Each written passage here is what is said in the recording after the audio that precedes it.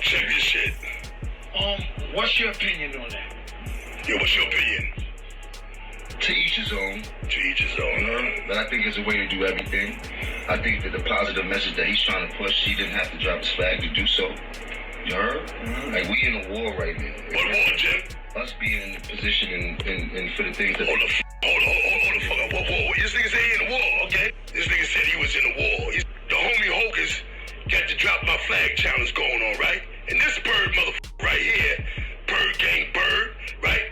Pigeon, park rat. He talking about the homie folks didn't have to drop his flag to deliver the message because, and his reason for not dropping the flag because Damu at war. What war this motherfucker been in? What yard he been in? Huh? This motherfucker ain't never even been to jail before. Like, you know, what penitentiary yard was he stomping in? You know, the war where? What war you been in, homie? Because I ain't seen you on no battlefields, motherfucker. Now here perpetuating this bullshit. Like you a real banger. You's a studio gangster. You ain't been blood enough in your life, you fake fashion Damu. You look real cute, suck ass nigga. I challenge you. I'ma give you a challenge. How about I bust your ass and then you drop your flag? Huh? How about I come to your block? I'm from Brooklyn. Alright? I'll fight you right on Lennox Avenue. Alright? Beat the shit out you. Little ass around and show you some wall shit, alright? And be careful how you respond, motherfucker. Be very, very mindful of how you respond. Cause I'm coming to the block. I'll fight you on your block for free. We ain't gotta do this for no money. We ain't gotta do this for shit. And when I bust your ass, you lose your shit, you drop your motherfucker. Hey, you talking about you wanna been in war? I wanna see how much war you been in when you going against the warrior then. Bird nigga. You ain't on nobody line up. You ain't no big homie motherfucker. You ain't got no bitch. You ain't even got a star or a rim. You ain't got shit. You just scared. You the fucking bag boy. All these niggas kept you around that long because you was paying out this motherfucker. But you're about to go broke. You ain't got no little homies around you. Every time I see you on motherfucking television, peeking and sneaking around, you ain't around no motherfucking body. Where the little bloods at? What wars you stopping? What lives you saving? Motherfucker, my mans and them out here every day in these streets, talking to all these little young homies, trying to keep them out of the penitentiary and out of a motherfucking cell. Motherfucker, you ain't been in nobody's cells, huh? Stupid ass nigga. Motherfucker, you been in the war. You got motherfuckers like me, bad vibes, a whole bunch of motherfuckers that did 1,000 years in the motherfucking box, and you talking that war shit. Where was you at when the Billies was getting it on, huh? You wasn't nowhere around. You wasn't for no war in the yard, and you definitely wasn't for no war in the street. Stop fronting like you bust your guns like that. You don't let your nuts hang, boy. You's a bird. Remember, you the capo of the bird gang, nigga. You's a pigeon. Fly, you son of a stupid motherfucker. Man, it's wild out here because everybody's suddenly acting like they can pick apart Jim Jones, like he's some easy target now. Older dudes, past 50, trying to question his name and strip his honor on some street politics angle, and it's getting messy fast. These YouTube blocks been turning into a battlefield whenever folks start debating gang ties and old affiliations. And it's clear a lot of these grown men still moving like they stuck in old drama instead of real life. Now, Jim Jones's whole reputation tied to his blood connections is being challenged heavy, and not by randoms either.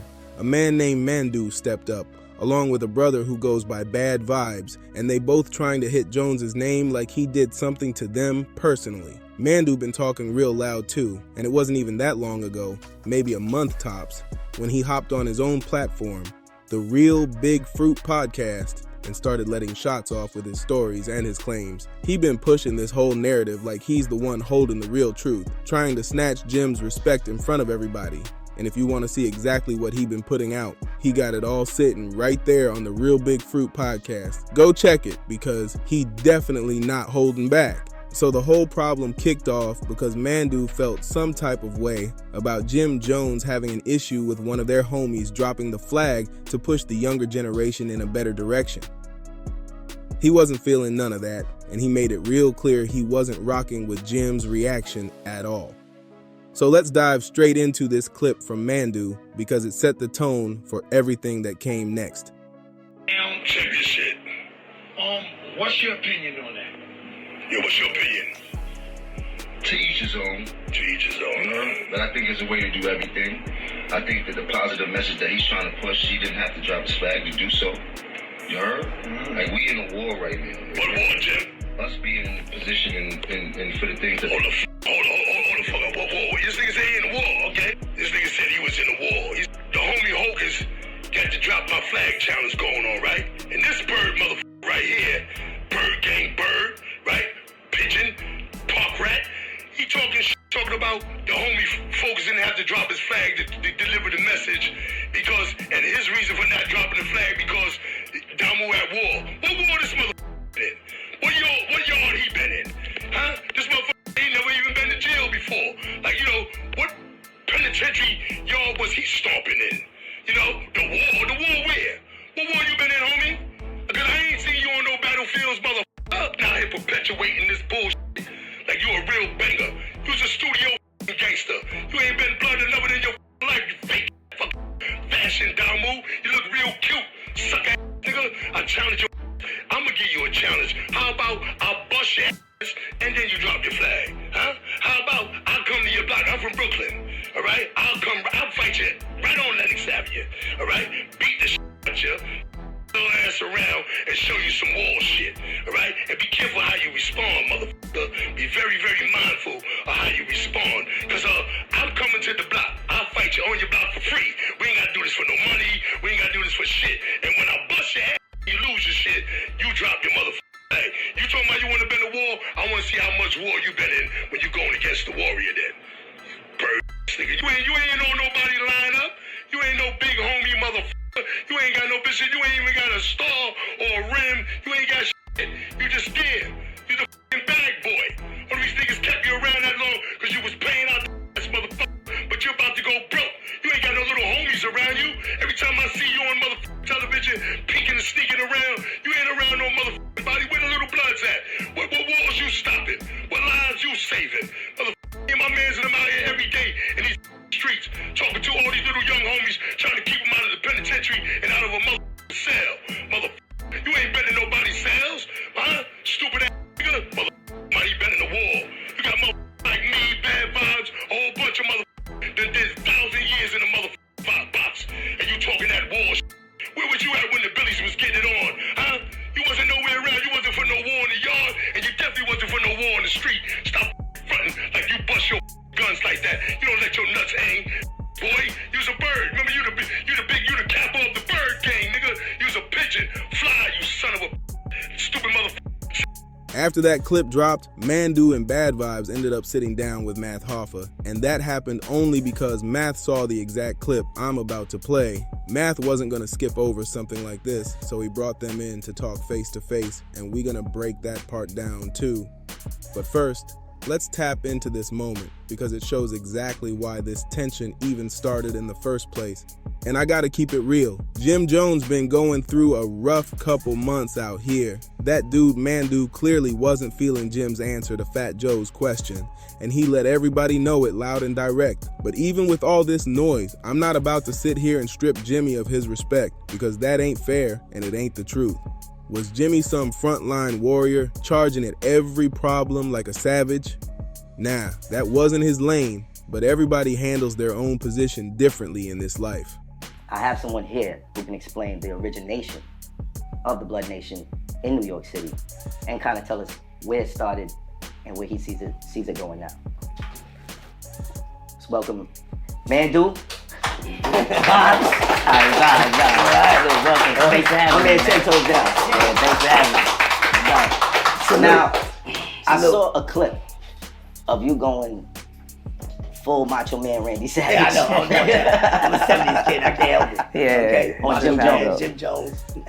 What started that? All right. Well, I've been home 5 years. Today is my 5th year anniversary of me being out of prison. And I'm blessed to be off of parole as well too. For the first time in my life, I ain't been on paper since the age of 11, and I'm 58 years old. So from the age of 11 to today is the first time I'm not on paper that ain't mine. Right. And well, what started that, like I said, I've been on 5 years now. And the first week I got out of prison, I joined a group called Vocal, Voices of Community Activists and Leaders. That's my first week out. And I've been doing the work. So I got help get rid of the box. Along with my brother Bad Vibes, he joined me. I reached out to him. Stack Stone, salute to my brother Stack Stone. He started it. We followed his lead. He was already doing it when we got out. Right. So I joined that organization because like what I'm doing out here, I was doing in prison. All of what I'm out here reaching and preaching and teaching is what I was doing in them yards for 30 plus years. You know, and because I'm Panther raised. So from what what I know I contributed, and brothers like Bad Vibes and many other brothers that's from the first generation, we know what we contributed, we know what we started it for. Right. It's not just me, I couldn't start it by myself. Right. I helped spread it, but I'm definitely with day one. So I helped put pen to paper with that too. I came up with the ideology, like which direction we're gonna go in with this. So we all know who George and Jonathan Jackson is. So that's why New York Damu don't look like West Coast Damu, because we're not a street gang. We're prison revolutionary. Right. And we're not a gang, period. We're prison revolutionaries. The media labeled us as gangs.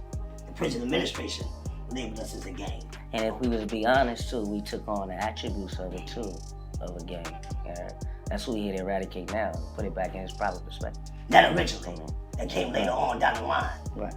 Originally it was all revolutionary. Because we was in there fighting ERU, we was in there fighting Netta and Latin King COs. Because they used to line us up, you know, when we was less than 100. And when we was, way when we was less than 100. Yeah, it was less than 100. Almost 200. That's what I was about to say, and not to interrupt you, but once we lost track of the numbers, like far as the numbers that we had, we lost the whole spirit of the movement. Right? That's when it took on the atrocities of a street gang, and it actually placed itself in that for a long time. Right? So what was it about Jim Jones that made you say, well, I want to fight you? It was because I know how he got that flag. It was through my family that he got that flag. My brother is the one I brought in and gave him position to be able to bring other people in. But under the premise of revolution. Because my little brother is also born in the same house that I'm born in. He just not as serious about the revolution as I am because he ain't lived in the places that I live to make me grasp that. Because I lived in prison, so I'm reading revolutionary books behind enemy lines. So I have no other choice but to take this shit seriously.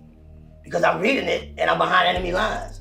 In fact, I'm going through conditions. I'm going through conditions worse than George and Jonathan. Like we did more box time than George did time. Yeah. Period. We did more time in the box in solitary confinement. Yeah, I did George Jackson.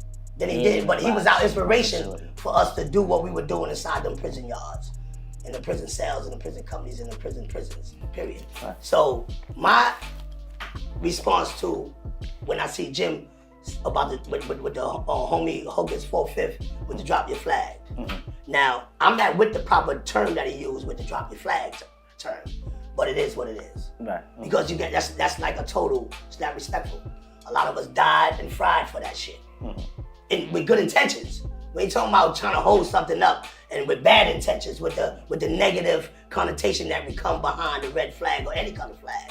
Because the media, because when you read all those colors, all the history of every color flag, they all were revolutionaries in the beginning. Especially when they minority gangs. Right. Every single last one of them were to protect their community from an outside oppressor. Right. Even with respect to the Latino gangs too that we went up against in the Great War when we rose from this. Even them too, right? When I made mention of every color flag, I included them as well. Yeah, like Kings and all of them. Right? I'm not gonna mention one color, I said every color. Right? So every last one of them, I read all their literature. I had to. Because at one time we were ops. And a lot of them we done popped on each other and took each other literature. We done ran in each other's cells and took each other literature while we popped it. Right. So I know what the op is thinking. So you feel like Jim represents a different side of it's not even what he represents. It's that I never truly seen him because I'm living on where I'm living at. I'm doing what I'm doing. I'm bopping the way I'm bopping. I'm at the day one. So I always seen him as an entertainer. Always seen him as a celebrity. That's what he was.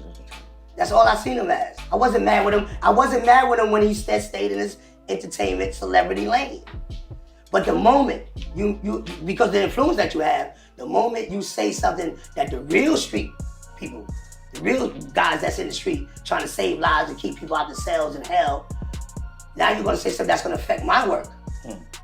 Because I truly believe in saving these people. I truly don't want these little young brothers inside these cells. Right. I truly don't want them out here killing each other neither.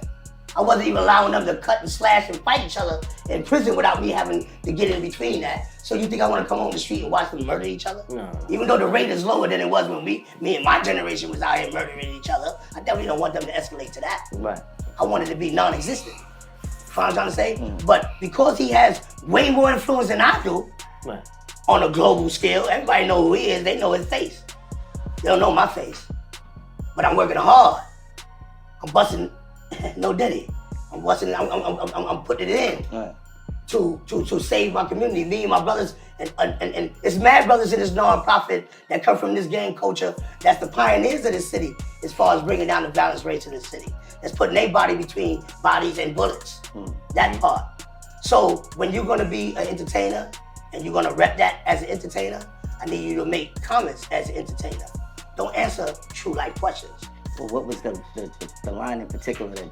The line in particular when he spoke about the war, right?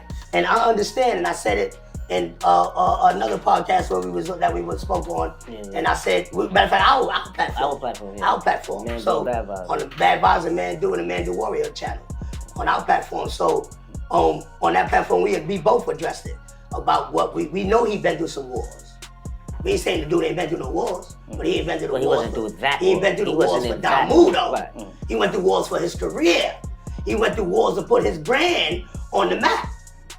You know what I'm saying? Right. He didn't go through the wars that we went through for the flag. Yo, and if I was to say too mad, that way he answered, that touched us. Like, we like, what? Yo, so much that we sacrifice and lost. Not just time, time went on. It's so much that we sacrifice and lost.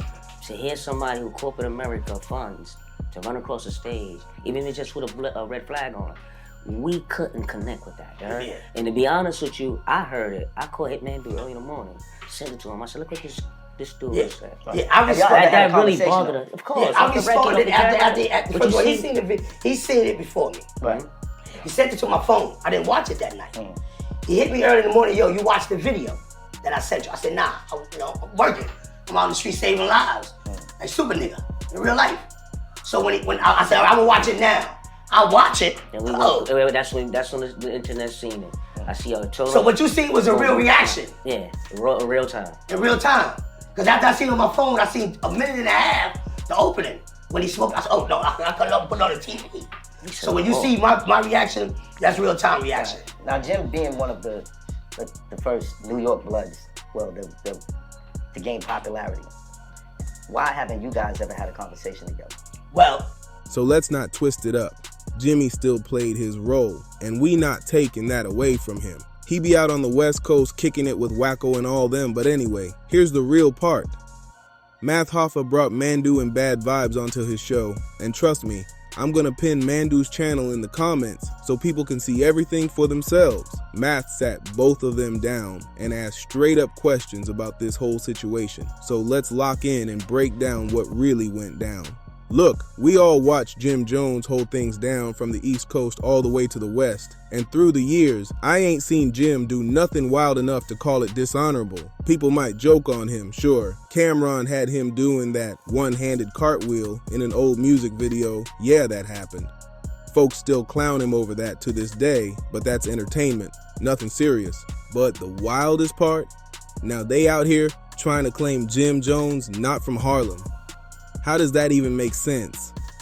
They acting like because he didn't move to Harlem until 1991, that somehow makes him an outsider. Bro, that was 34 years ago. If somebody been in the same neighborhood for over 3 decades, that's their hood, point blank, no debate needed. So I don't even get how folks trying to twist that story like it means something different, because the math ain't mathing at all. Yes, he's from Harlem, no question about it. If someone been repping Harlem for 30 plus years, how you suddenly pop up acting like he not from there? Come on, that don't even make sense. And I get what's happening right now. Everybody online trying to flip something on Jim because it's the trendy thing to do. Max B just came home, the culture buzzing again, and now folks acting like it's open season on Jim Jones's whole image. People bringing up everything, old drama, old rumors, old situations involving his girl, even jokes about his mom being involved with some Dominican dude who kinda looked like Rowdy Rebel. It's like folks scrambling for anything just to push his name in some messy direction, and it's obvious what they doing. Now shout out to Mandu because I understand where he was coming from when he made his comment. He looked straight into the camera like, Jim, what war have you ever been in? You ain't even been to county jail. And that line hit hard because it made the whole internet pause for a second. If somebody never been in any real street battles or jail situations, people will question the image they built, fair or not. But let's not forget, we did hear Jim Jones on those wiretaps during the whole 6ix9ine situation when he was talking about having 6ix9ine super violated, and everybody knows exactly what that type of talk usually implies. That moment alone showed he wasn't sitting completely outside the chaos either. So yeah, the timeline been heating up and folks got a lot to say, but the story way deeper than these surface level shots people throwing around. Now here's where things start getting even crazier, because once that wiretap clip resurfaced again, people swore they finally had proof to question Jim's whole street background. Folks online love flipping a single moment into a whole storyline, and suddenly everybody talking like Jim was running some secret empire behind the scenes.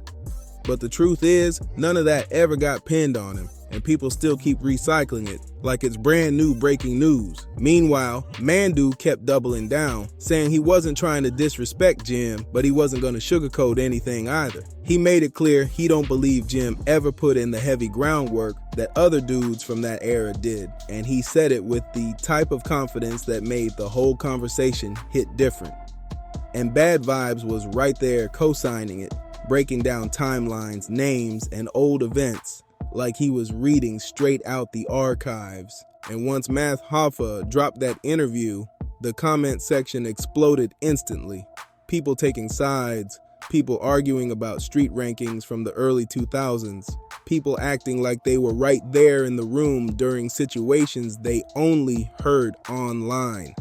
It turned into a whole debate about who really lived that life and who was just close to the people who did. Jim's name kept getting tossed around, and every new opinion added a new layer of pressure. Folks saying he'd been protected, folks saying he'd been underrated, folks saying he'd been overhyped. Every angle you can think of popped up, and through all this, Jim still haven't really sat down and addressed none of these claims directly, which only keeps the conversation louder. The wild part is how fast this whole situation spun into something way bigger than what Mandu even intended.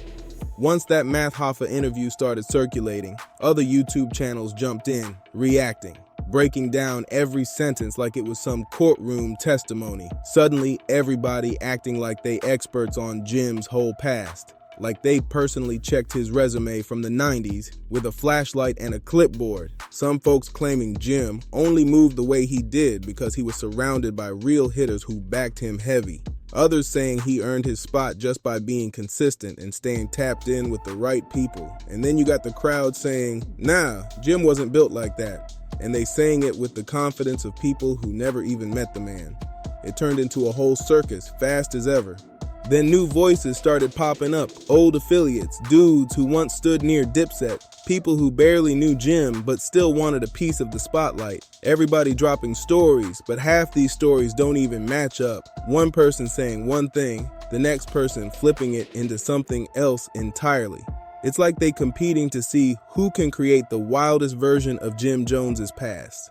And the craziest part, every time a new clip drops, folks start revisiting old footage. Concert moments, street interviews, behind the scenes videos, trying to analyze Jim's body language like they detectives with a badge and a desk. They slowing videos down, zooming in, pulling screenshots, doing everything except finding the real truth.